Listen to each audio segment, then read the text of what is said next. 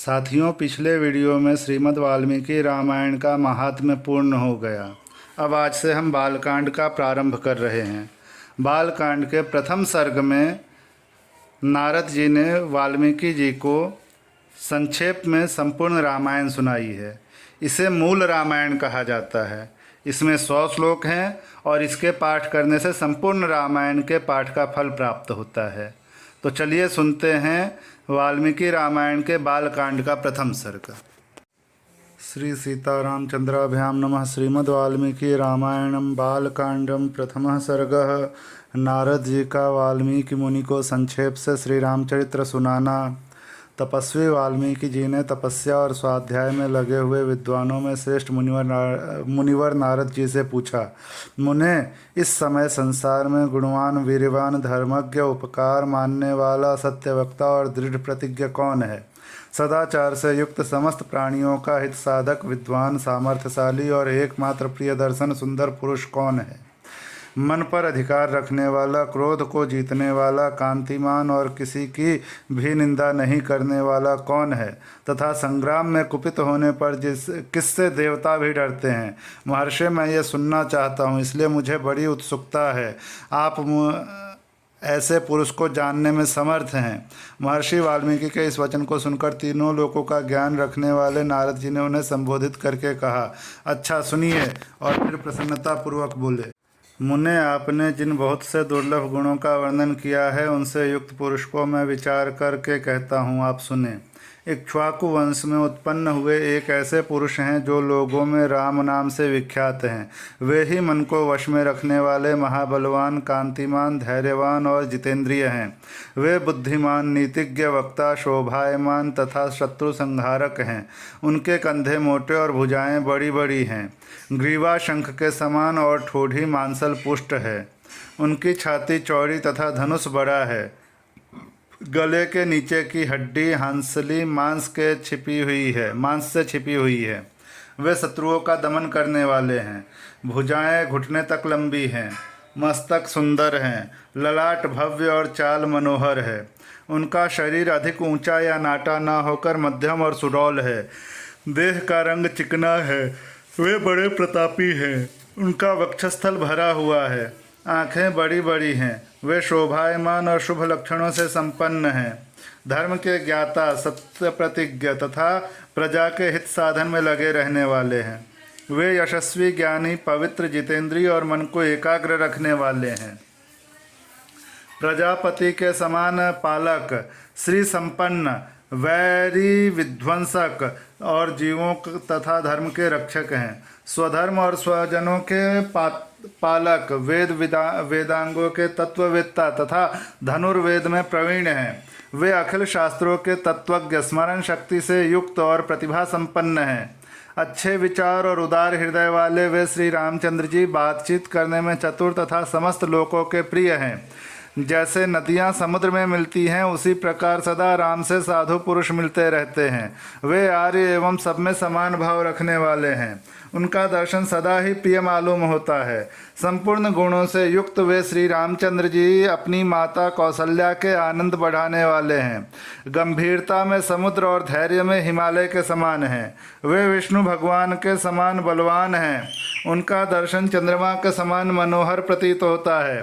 वे क्रोध में कालाग्नि के समान और क्षमा में पृथ्वी के सदृश हैं।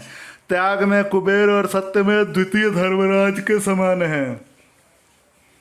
इस प्रकार उत्तम गुणों से युक्त और सत्य पराक्रम वाले सद्गुणशाली अपने प्रियतम ज्येष्ठ पुत्र को, जो प्रजा के हित में संलग्न रहने वाले थे, प्रजा वर्ग का हित करने की इच्छा से राजा दशरथ ने प्रेमवश युवराज पद पर अभिषिक्त करना चाहा।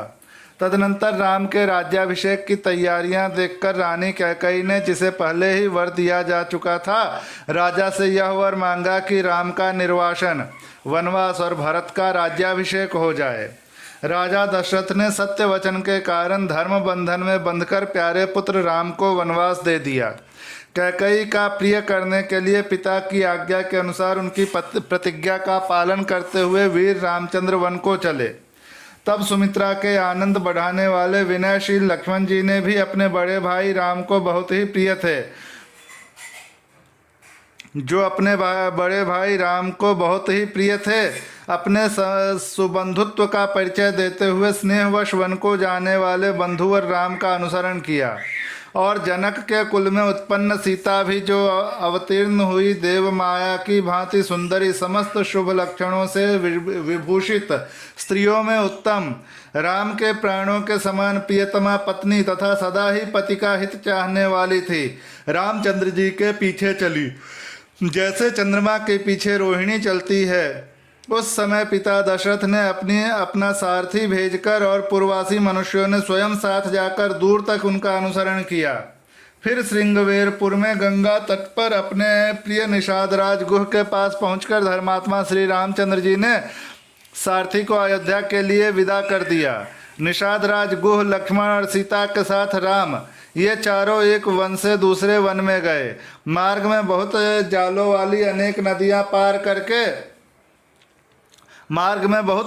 वाली अनेकों नदियां पार करके भरद्वाज के आश्रम पहुँचे और गुह को वहीं छोड़ भरद्वाज मुनि की आज्ञा से चित्रकूट पर्वत पर गए।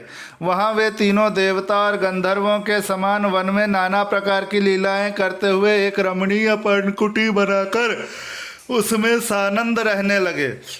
राम के चित्रकूट चले जाने पर पुत्र शोक से पीड़ित राजा दशरथ उस समय पुत्र के लिए उसका नाम लेकर विलाप करते हुए स्वर्गगामी हुए।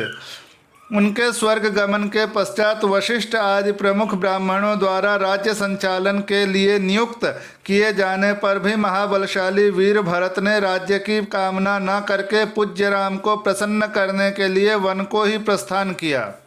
वहां पहुंचकर वह सद्भावना युक्त भरत जी ने अपने बड़े भाई सत्य पराक्रमी महात्मा राम से याचना की और यूं कहा, धर्मज्ञ आप ही राजा हों, परंतु महान यशस्वी परम उदार प्रसन्न मुख महाबली राम ने भी पिता के आदेश का पालन करते हुए राज्य की अभिलाषा न की और उन भरताग्रज ने राज्य के लिए न्यास चिन्ह रूप में अपनी खड़ाओं भरत को देकर उन्हें बार बार आग्रह करके लौटा दिया। अपनी अपूर्ण इच्छा को लेकर ही भरत ने राम के चरणों का स्पर्श किया और राम के आगमन की प्रतीक्षा करते हुए वे नंदीग्राम में राज्य करने लगे। भरत के लौट जाने पर सत्य प्रतिज्ञ जितेंद्रिय श्रीमान राम ने वहां पर पुनः नागरिक जनों का आना जाना देखकर उनसे बचने के लिए एकाग्र भाव से दंडकारण्य में प्रवेश किया। उन महान वन में पहुंचने पर कमल लोचन राम ने विराध नामक राक्षस को मारकर शरभंग सुतीक्ष्ण अगस्त्य मुनि तथा अगस्त्य के भ्राता का दर्शन किया। फिर अगस्त्य मुनि के कहने से उन्होंने ऐन्द्र धनुष, एक खंग और 2 तुणीर, जिनमें बाण कभी नहीं घटते थे, प्रसन्नता पूर्वक ग्रहण किए। एक दिन वन में वंचरों के साथ रहने वाले श्री राम के पास असुर तथा राक्षसों के वध के लिए निवेदन करने को वहां के सभी ऋषि आए। उस समय वन में श्री राम ने दंडकारण्यवासी अग्नि के समान तेजस्वी उन ऋषियों को राक्षसों के मारने का वचन दिया और संग्राम में उनके वध की प्रतिज्ञा की। वहां ही रहते हुए श्री राम ने इच्छानुसार रूप बनाने वाली जनस्थान निवासिनी शूर्पणखा नाम की राक्षसी को लक्ष्मण के द्वारा उसकी नाक कटाकर कुरूप कर दिया। तब शूर्पणखा के कहने से चढ़ाई करने वाले सभी राक्षसों को और खरदूषण, त्रिसरा तथा उनके पृष्ठपोषक असुरों को राम ने युद्ध में मार डाला। उस वन में निवास करते हुए उन्होंने जनस्थानवासी 14,000 राक्षसों का वध किया। तदनंतर अपने कुटुंब का वध सुनकर रावण नाम का राक्षस क्रोध से मूर्छित हो उठा और उसने मारीच राक्षस से सहायता मांगी। यद्यपि मारीच ने यह कहकर कि रावण उस बलवान राम के साथ तुम्हारा विरोध ठीक नहीं है, रावण को अनेकों बार मना किया, परंतु काल की प्रेरणा से रावण ने मारीच के वाक्यों को टाल दिया और उसके साथ ही राम के आश्रम पर गया। मायावी मारीच के द्वारा उसने दोनों राजकुमारों को आश्रम से दूर हटा दिया और स्वयं राम की पत्नी सीता का अपहरण कर लिया। जाते समय मार्ग में विघ्न डालने के कारण उसने जटायु नामक गृध्र का वध किया। तत्पश्चात जटायु को आहत देखकर और उसी के मुख से सीता हरण सुनकर रामचंद्र जी शोक से पीड़ित होकर विलाप करने लगे। उस समय उनकी सभी इंद्रियां व्याकुल हो उठी थीं। फिर उसी शोक में पड़े हुए उन्होंने जटायु गृध्र का अग्नि संस्कार किया और वन में सीता को ढूंढते हुए कबंध नामक राक्षस को देखा, जो शरीर से विकृत तथा भयंकर दिखने वाला था। महाबाहु राम ने उसे मारकर उसका भी दाह किया, अतः वह स्वर्ग को चला गया। जाते समय उसने राम से धर्मचारिणी शबरी का पता बतलाया और कहा, रघुनंदन, आप धर्मपरायणा सन्यासिनी शबरी के आश्रम पर जाइए। शत्रुहंता महान तेजस्वी दशरथ कुमार राम शबरी के यहाँ गए। उसने इनका भली भांति पूजन किया। फिर वे पंपासर के तट पर हनुमान नामक वानर से मिले और उन्हीं के कहने से सुग्रीव से भी मेल किया। तदनंतर महाबलवान राम ने आज से ही लेकर जो कुछ हुआ था वह और विशेषतः सीता का वृत्तांत सुग्रीव से कह सुनाया। वानर सुग्रीव ने राम की सारी बातें सुनकर उनके साथ प्रेम पूर्वक अग्नि की साक्षी बनाकर मित्रता की। उसके बाद वानर राज सुग्रीव ने स्नेहवश वाली के साथ वैर होने की सारी बातें राम से दुखी होकर बतलाई। उस समय राम ने वाली को मारने की प्रतिज्ञा की। तब वानर सुग्रीव ने वहां वाली के बल का वर्णन किया, क्योंकि सुग्रीव को राम के बल के विषय में बराबर शंका बनी रहती थी। राम की प्रतीति के लिए उन्होंने दुंदुभी दैत्य का महान पर्वत के समान विशाल शरीर दिखलाया।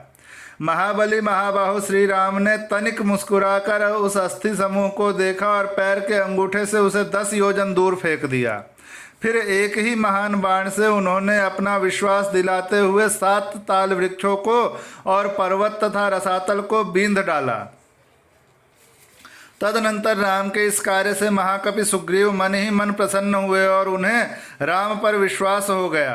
फिर वे उनके साथ किष्किंधा गुहा में गए। वहां पर सुवर्ण के समान पिंगल वर्ण वाले वीरवर सुग्रीव ने गर्जना की। उस महानाद को सुनकर वानर राज वाली अपनी पत्नी तारा को आश्वासन देकर तत्काल घर से बाहर निकला और सुग्रीव से भिड़ गया। वहां राम ने वाली को एक ही बाण से मार गिराया। सुग्रीव के कथनानुसार उस संग्राम में वाली को मारकर उसके राज्य पर राम ने सुग्रीव को ही बिठा दिया। तब उन वानर राज ने भी सभी वानरों को बुलाकर जानकी का पता लगाने के लिए उन्हें चारों दिशाओं में भेजा। तत्पश्चात संपाति नामक गृध्र के कहने से बलवान हनुमान जी 100 योजन विस्तार वाले क्षार समुद्र को कूदकर लांघ गए। वहां रावण पालित लंकापुरी में पहुंचकर उन्होंने अशोक वाटिका में सीता को चिंतामग्न देखा। तब उन विदेह नंदिनी को अपनी पहचान देकर राम का संदेश सुनाया और उन्हें सांत्वना देकर उन्होंने वाटिका का द्वार तोड़ डाला। फिर 5 सेनापतियों और 7 मंत्री कुमारों की हत्या कर वीर अक्ष कुमार का भी कचूमर निकाला। इसके बाद वे जानबूझकर पकड़े गए। ब्रह्मा जी के वरदान से अपने को ब्रह्मपाश से छूटा हुआ जानकर भी वीर हनुमान जी ने अपने को बांधने वाले उन राक्षसों का अपराध स्वेच्छानुसार सह लिया। तत्पश्चात मिथिलेश कुमारी सीता के स्थान के अतिरिक्त समस्त लंका को जलाकर वे महाकपि हनुमान जी राम को प्रिय संदेश सुनाने के लिए लंका से लौट आए। अपरिमित बुद्धिशाली हनुमान जी ने वहां जा महात्मा राम की प्रदक्षिणा करके यूं सत्य निवेदन किया, मैंने सीता जी का दर्शन किया है। इसके अनंतर सुग्रीव के साथ भगवान राम ने महासागर तट पर जाकर सूर्य के समान तेजस्वी बाणों से समुद्र को क्षुब्ध कर दिया। तब नदीपति समुद्र ने अपने को प्रकट कर दिया। फिर समुद्र के ही कहने से राम ने नल से पूर्ण पुल निर्माण कराया। उसी पुल से लंकापुरी में जाकर रावण को मारा। फिर सीता के मिलने पर राम को बड़ी लज्जा हुई। तब भारी सभा में सीता के प्रति वे मर्मभेदी वचन कहने लगे। उनकी इस बात को न सह सकने के कारण साध्वी सीता अग्नि में प्रवेश कर गई।